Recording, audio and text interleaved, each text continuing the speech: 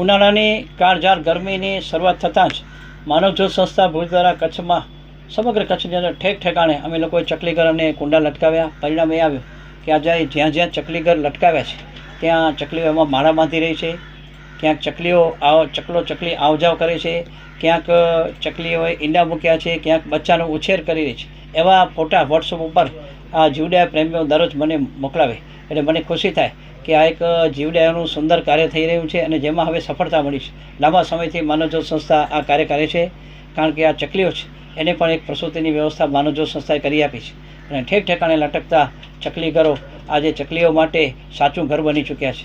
અત્યારે ઉનાળાની કાળઝાળ ગરમી અને બળબડતો તાપ, એમાં આપણે જોઈએ તો તરસ્યા પક્ષીઓને પીવા પાણી મળે એ માટે અમે લોકોએ ઠેક ઠેકાણે કુંડા લટકાવ્યા છે અને એમાં પણ તરસ્યા પક્ષીઓ પાણી પી અને પોતાની તરસ છુપાવે છે. આ જીવડાયાનું અતિ શ્રેષ્ઠ કાર્ય છે.